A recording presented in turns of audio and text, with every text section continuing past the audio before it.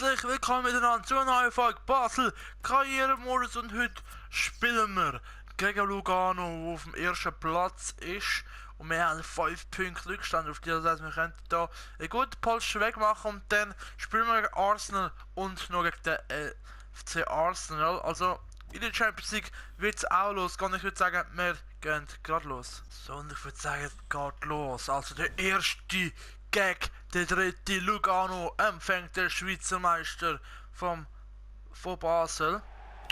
Es gibt eine Änderung auf unserer Aufstellung. Mein Name ist Alessio und ich glaube nochmal zu sagen, willkommen auf dem Kanal Italiener. Freut mich, dass ihr wieder eingeschaltet habt bei dem Karrieremodus.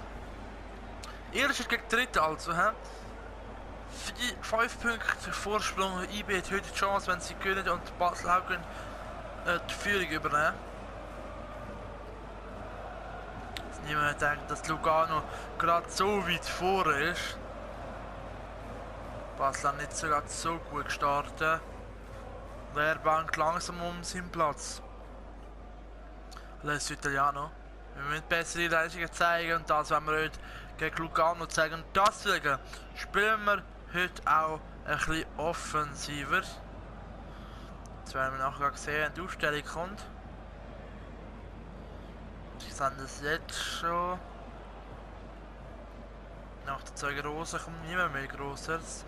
Aber eben 2 Stürmer wird hier gesendet.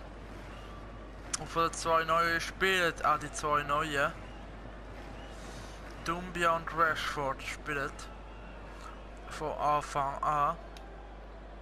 2 schnelle, wendige Stürmer. Doumbia ein bisschen physisch stärker. Und Lugano will natürlich ihren ersten Platz behalten. Jetzt haben wir schon ein paar Leute, aber Doumbia, wo jetzt zu Rashford. Mit Delgado, Young, Niveros und Eder Balanta watschlich auch im Goal. Und auf der anderen Seite steht auch ein FCB-Goalie, aber der spielt im Dienst vom FC Lugano. Dario Nüssli, der Schiedsrichter in dieser Partie, und zwar der Mirko Salvi, ausgelehnt vom FC Basel eben an den FC Lugano, gegen den wir heute spielen werden. Die Aufstellung werden natürlich nicht gezeigt, komisch, aber wir spielen mit Blas Riveros lang auf der Seite, dem Balanta und der Hög, glaube ich. Jetzt schauen wir gerade hinten durch. Ja, mit Hög. Und dann vor eben wie ein Young und ein Rashford. Dabei Xhaka noch und... Ui, das ist die erste Chance. Eben mit Xhaka und Delgado im zentral defensiven Mittelfeld. Im offensiven spielt Boetius mit Young zusammen und vor eben der Doumbia und der Rashford. Schön überlegter Pass, ich habe weitergespielt, Young. Pass auch zum Doumbia, weitergeleitet auf den Blas Riveros, der mitgekommen ist. Und der macht das 1:0. Blas Riveros, der Linksverteidiger, der mitgekommen ist. Und das macht er genial. Wieso er mitgekommen ist, keine Ahnung, aber der in Stürmerposition. Salvi sieht nicht gut aus. Und der Verteidiger macht das 1:0. Das heisst, wir liegen zum ersten Mal in den ersten 10 Minuten nicht hinten, sondern vorne. Und das eben gegen den Tabellenführer.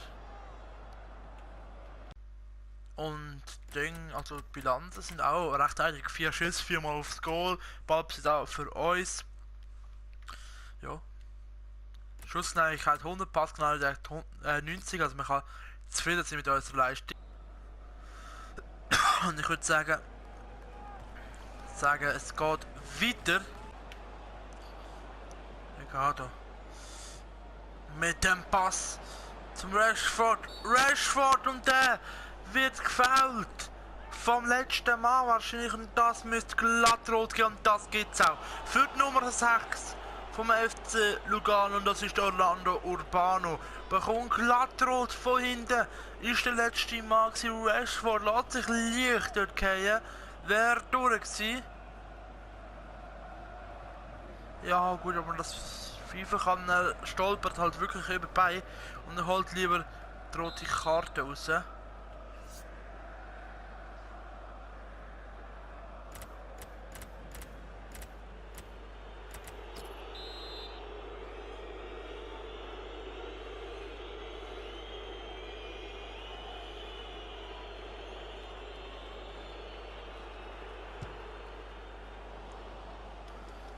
Freistoß, aber wirklich ist nicht. Also die Freistoß muss ich echt noch üben.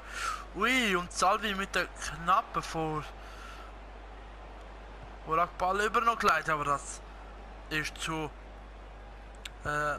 nicht gerade gegen egoistisch. Oh, Lugano mit einmal weniger. Aber spielt jetzt plötzlich auf und das ist 1:1 vom FC Lugano. Und was für ein Schuss. Lugano einmal weniger, aber das interessiert es nicht. Lugano mit dem Ausgleich.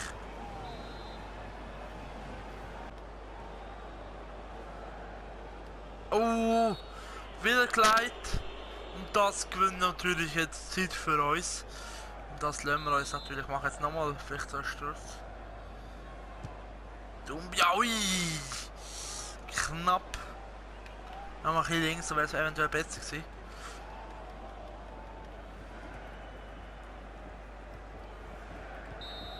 Und das ist sie. Basel gewinnt also mit 2:1 gegen Lugano. Und das bedeutet in dem Fall für die Liga so. Wir sind mittlerweile Dritter, immer noch Dritter. Gleich Punkt wie Sion auf dem dritten Platz, haben aber mehr. Nein, genau gleich viel Tendenz, dafür auch mehr Goal geschossen. Das sind wir wahrscheinlich Dritter. Dann Lugano, Zweiter mit nur noch 2 Punkten. Und wir haben 4 Punkte auf IB und die müssen wir natürlich wieder aufholen. Die schöne Nachricht: Hunziker, Delgado, Salvi und der Verratti haben ja jeweils nochmal den Vertrag verlängert. Da sehen wir nochmal, wir haben für 29 Millionen eingekauft und für 2,7 Millionen Abgang gehabt. Also dann lohnt es sich. Jetzt werden wir einfach mal abspielen und schauen, ob noch etwas passiert. So, wir haben das Fernsehen beendet und David Gala hat auch verlängert und leider hat sich Gabriel aber nur für 4 Tage verletzt. Das heißt auch nicht so schlimm. Am Glück haben wir bis jetzt noch keine größeren Verletzungen gehabt. So. Uiuiui, jetzt geht es gerade 9 auf, jetzt schaue ich mal alles mal durch. Wir haben Glück gehabt, nur der Traoré hat sich für 3 Tage verletzt. Joshua van der Bosch hat unseren Vertrag akzeptiert, das ist ein ganz junger Spieler, sage ich euch nachher. Und Zufi hat sagt uns, dass er Gerücht, dass er wechseln will, nicht dran ist. Er könnte jetzt eigentlich mal wechseln.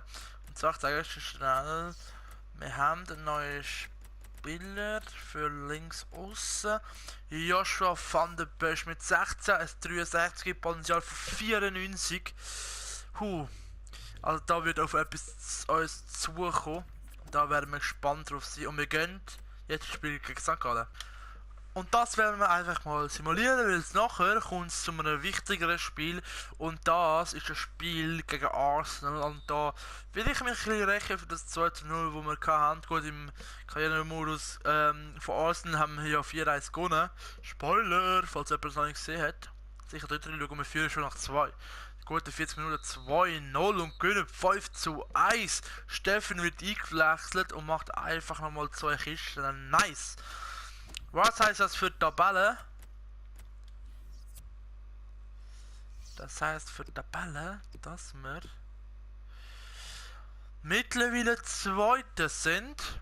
Bessere Torbilanz als Lugano mit 17 Punkten, punktgleich, aber jetzt mittlerweile immer noch 4 Punkte Rückstand auf den BSC Bern. So und herzlich willkommen im Emirates Stadium. Basel gegen FC Arsenal. Die Hütte ist voll und wir hoffen auf eine magische Nacht. Mein Name ist Italiano. Mein Name ist Alessio. Willkommen auf dem Kanal Italiano. Die Aufstellung bei uns ein bisschen verbessert, auch wenn die Leute noch nicht gut in Form sind. Aber wir kommen mit der Startelf. Und stark wird sie. 4-2-3-1 spielen wir gegen den Arsene Wenger. Mir als Trainer unbekannt bis jetzt. In Gruppe mit PSG und Liga Warschau statt Ludogorets, weil es Ludogorets leider noch nicht gibt. Koscielny führt seine Mannschaft da aufs Feld. Und wir hoffen natürlich, da gut mitspielen können. Das ist die Aufstellung von Arsenal mit der Bushi Mustafi, Castelli, Monreal, El Neni, Gökkelin, Welcott, Garzola, Sanchez und Giroud. Also Ex-FCB-Spieler El Neni spielt und Xhaka auf der Bank. Wahrscheinlich habe ich es noch nicht gesehen. Und unsere Ausstellung sehen wir jetzt auch gerade beim Wechsel wieder zurück aufs 4-2-3-1. Kein 4-2-2 mehr. Wobei das gegen Lugano sehr gut geklappt hat. So, und die Aufstellung von Basel mit Watschlik, lang, Suchi, Belanta, Rivera. Also Suchi kommt zurück, dann Xhaka mit einem starken Zuffi. Dann Boetius, Delgado, Young und Doumbia Rashford erstmal auf der Bank. Das heisst, Doumbia kann sich richtig auspowern jetzt und in die zweite Halbzeit kann theoretisch der Rashford dann kommen. Mal schauen, wie wir es machen. Durch. Gökkelin, Cazorla und das heisst so nach 5 Minuten. Also keine Chance.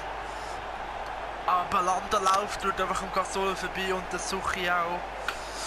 Eieieiei. Erste Chance für Arsenal, erstes Goal nach 6 Minuten, 1-0 Arsenal. Wurde vielleicht jetzt schon? Nein! Das hat es noch nicht gelangt. Jetzt behindert sich Delgado und der Doumbia dort gegenseitig. Das wäre gefährlich geworden. Boetius mit dem 1:1 nach 3 Minuten. 3 Minuten nach dem 1:0 sofort die postwendende Antwort. Basel mit dem 1:1. Und was für ein Treffer. Boetius nimmt ihn mit nach einem starken Kopfball von Xhaka, umspielt Monreal und haut ihn dann in die linke Torecke. Tschech sieht nicht gut aus, aber unsere Antwort ist da. Also 1:1 nach Riveros mit einem Goal gegen Lugano. Schöne Täuschung, Flanke, Delgado, Doumbia 1:2. Basel führt nach 18 Minuten. Und was für ein Goal! Ich habe es auch nicht richtig verstanden. Blasilius mit der Zuckerflanke zum Delgado. Plötzlich hat Doumbia den Ball und der macht ihn einfach hier. Hauptsache, er ist drinnen. Wieder links, wieder Tschech geschlagen. 2:1 für Basel. Basel führt also im Emirates Stadion nach 20 Minuten. Oh, Sanchez jetzt. Und das macht es stark, Basler. Einfach gar nicht so einen Schuss kommen. Jetzt Welcott, Giroud mit dem Kopf, das 2:2 und das kurz vor der Halbzeit. Und das wäre doch so wichtig wie jetzt noch mit dem Führungstreffer in die Halbzeit gehen. Basel spielt Basel 40 Minuten an die Wand, aber trotzdem steht es nur 2:2. Eieiei, und das ist auf eigene Verschulden zuständig. Und der Theo Welcott darf normalerweise nicht so sein. Und jetzt schön vorgespielt bei Boetius.